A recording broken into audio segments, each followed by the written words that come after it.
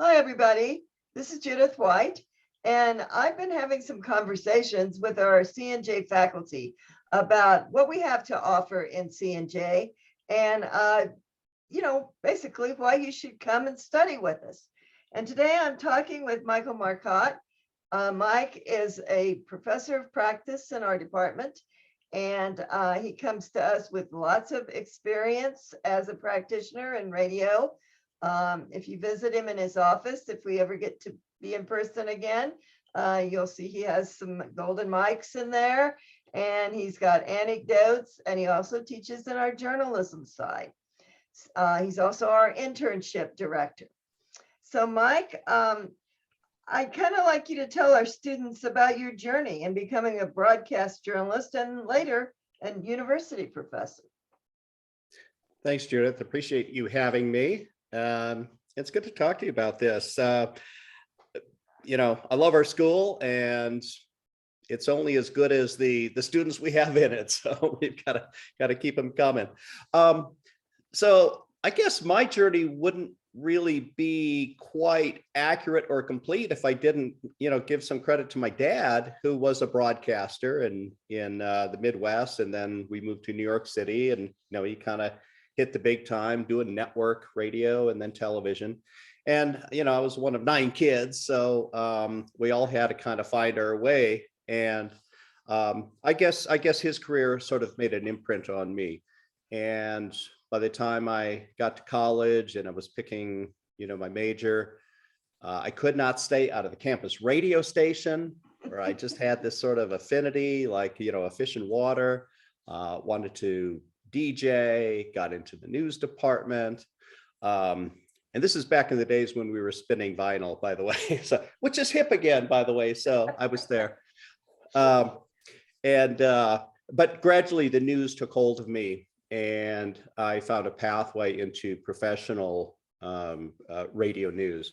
And as I was coming up, if you know the history of public radio, the NPR system, it really started finding its legs in the 70s, and then it started really going through a professionalization phase in the 80s and 90s.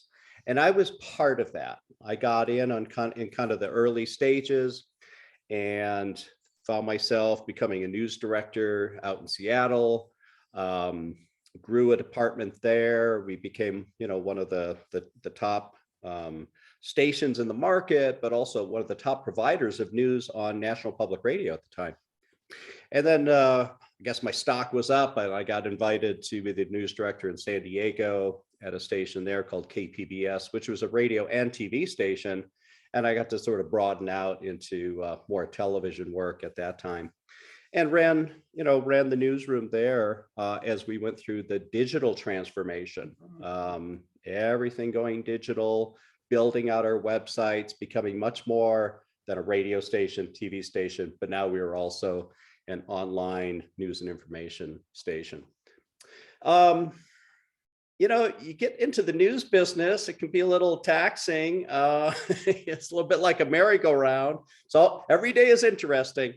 But as a manager, I needed to step off the merry-go-round and take a little break. And I did. I took a hiatus and spent a little time just kind of downshifting. I started my own company in consulting.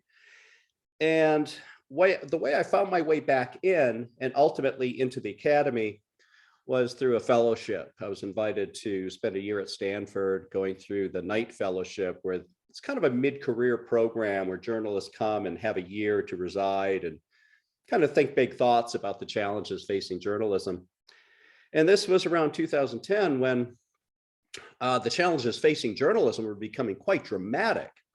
And, we were seeing the business model kind of fall apart. The old advertising model was being displaced by all revenue going to Google and to Facebook. We were seeing sort of the emergence of the nonprofit newsrooms around the country. The big guys like, the New York Times and the Post. Well, the Post, of course, was saved by a rich guy, the owner of Amazon, Jeff Bezos. But the point being that the local journalism in particular was being hit hard. We were seeing a great loss of journalism positions. So I really kind of honed in on the question of local news and what can we do about it? Where does public media, my first love, fit into that? Where does the Mhm. nonprofit media landscape need to go? What does it need to thrive? And lo and behold, I didn't really see this coming, but I got an invitation to teach full time at the University of Nevada. And so right out of the fellowship, I went into that. And basically it was an interim 1 year, kind of a thing. In the meantime, my wife was invited to come to the University of New Mexico, and she's on the faculty. This is over on the medical side, but I'm the trailing spouse. And so I show up and was graciously invited into the C&J department at kind of a pivotal time in the C&J department's history, because it was looking for somebody to come out of professional journalism and kind of add to the faculty ranks who could, not so much think about the scholarly side of things. We've got that going on, but I come in thinking a little bit more about the industry side of things, the profession, where's the profession going? So I come in with a broadcast background that has been kind of broadened out into I guess you would say sort of a digital multimedia background with a with a deep concern for what's happening in our local communities news ecosystem. And I've put a lot of attention on that since my time at UNM. So that's kind of my arc, and excited to be here. Oh, let me tell you, whoever's listening to this, we were extremely excited and fortunate to persuade Mike to come on board, because the professor of practice model had not been well established on the other side of the street. They have that in the medical field a lot. They welcome what they call clinical professors, but we kind of had to fight for that. And as we've had Mike here, he's done a lot, which I hope he'll tell you some more about, including setting up an actual newsroom. And we'll talk about that in a minute. But you may feel fortunate to be here, but we feel even more fortunate to have you. And we may just chain you to your office chair and not let you ever leave. So, because Mike has done a lot for the program. So moving on to another topic, which is related to, of course, your journey. What are some of the reasons that a student might want to major in journalism and mass comm at UNM?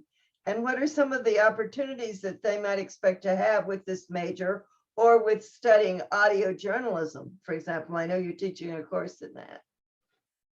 Well, I wish I could say it's all the riches and the glory that will descend upon you. I really flip that around though, Judith, and I really emphasize the need and the mission, and therefore the satisfaction that comes from serving a very important, very noble purpose in rather interesting times as we go through a lot of change.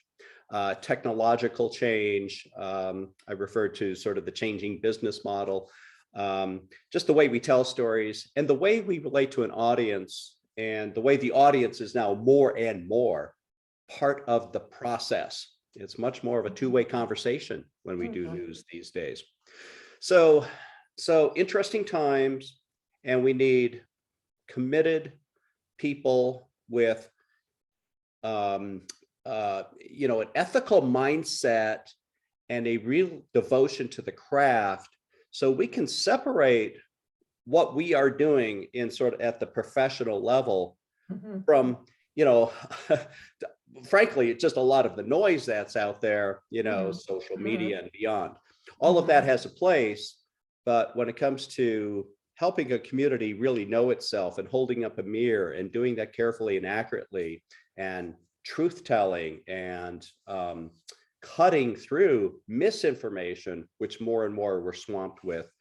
I think that's the calling, and I think the school is the place to go from whatever, amateur hobbyist playing in the sandbox to, taking it to the next level, being credentialed, and really, putting forth the the ethical mindset. I think that really comes from sort of the deeper thinking that we provide our students. So I Mhm. think that's kind of my first answer on that. Mhm. Well, and as you well know, we do provide a course in media ethics and law, and we put ethics first because law is what we have to do, but ethics is what we should do.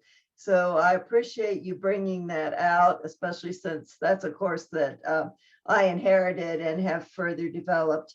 Um, right now, we're teaching face-to-face and online. I don't know if students know that, but some of these courses, we really kind of have to be in the room to really learn.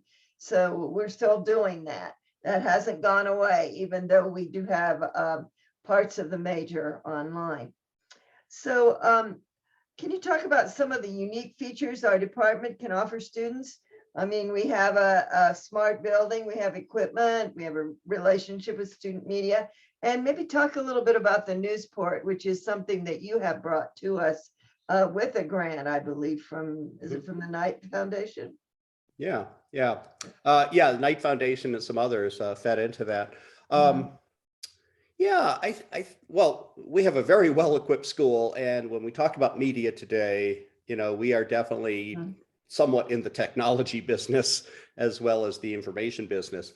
And, working with the tools of the trade is a big part of it. And so we're very fortunate to have a well-equipped laboratories, also a well-equipped equipment room where we can check out portable gear and that sort of, we're talking about high-end cameras, high-end Mhm. portable gear, light kits, microphones, all of that good stuff. Right.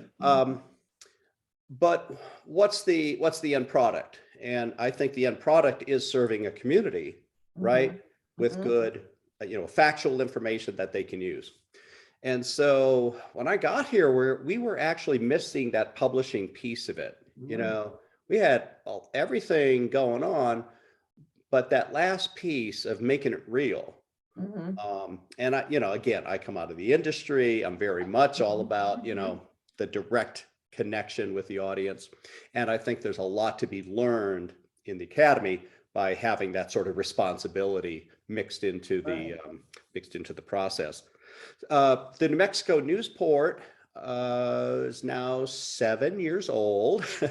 We did start it with a grant, which was a competitive thing. I like to brag about that a little bit. I mean, we were one of 100 schools and only 12 were funded. So we were one of 12 out of 100 that were selected for our proposal. And the model is pretty simple. We create a laboratory in the building that is our web publishing laboratory. And so the students who go through various reporting classes, actually any student can publish to the Newsport. I don't think we say that enough, but some Mhm. classes are tethered, are funneled Mhm. right into it. Mhm. And as part of the course requirements, you're expected to publish your stories. So we create this publication lab for students in our classroom. And then it does a little bit more than that. The design is to also be very outward facing in terms of the industry. Mhm. So trying to create partnerships and collaborations with outside publishing entities, that want to work with us to create stories, to share stories. We share stories back and forth. So we've got partnerships with the Daily Lobo, the student paper, the independent student paper across the street. We've got partnerships with public media, public radio, public TV, with digital only New Mexico in depth, Searchlight New Mexico, and some others. And that gets us connected in a more expansive way with what is happening in the local news ecosystem. So the New Mexico Newsport is a central part of the program as I see it, because it can also be a vehicle for experimentation, technical experimentation, storytelling experimentation, and we can expand onto it. I'm teaching audio journalism right Right. now. It's Yes. built around kind of the podcast model. Mhm. You know, I know radio really well, but radio has kind of morphed into many more things, including, Yes. podcast production. Mhm. And so the Newsport can do that too, right? We create podcasts and we can push them out to the public via the news board. Mhm. So the news port's a vehicle for, for publication and dissemination, and it has social media accounts that go with it. So the students are learning pretty much, that end of the business as well. So yeah, exciting things going on. Making journalism to me is interesting, challenging, and fun. And that's what I try to bring to the classroom. Well, that's great. And I know from conversations with students that I've had that we've provided them through the work you're doing, they've been provided with a lot of opportunities and exposures, internships, that kind of thing. So, I urge any students watching this that are interested in journalism, drop Mike an email and, he can tell you how you go about getting into the program and where you can go with it. Yeah, thank you, Judith. Yeah, and thanks for mentioning the internships. I'm going to tack one thing onto that. Sure. We've got a robust internship program for all communication and all journalism students. And of the last 3 years, we've gotten more funding coming in, and we created a fellowship program. That's so right. Now we've created some paid internship slots, and now we have paid fellowship slots. And the quick thing on that is we've got money to pay for 9 months of full-time employment once our graduates graduate in local newsrooms. And we've got four fellows actually coming around again for this year. So that's another way to extend what we're doing in the school out into the real world, into the industry, so that you've got a career path when you come here. Well, that's really exciting. And I'll probably want to talk to you sometime about how maybe we could extend that into our StratCom program. Because we don't have anything like that. We've got to do that too. That would be exciting too. Well, thank you very much for spending the last 25 minutes with me. And I hope that students will get inspired by your enthusiasm. Thanks, Judith. Appreciate it.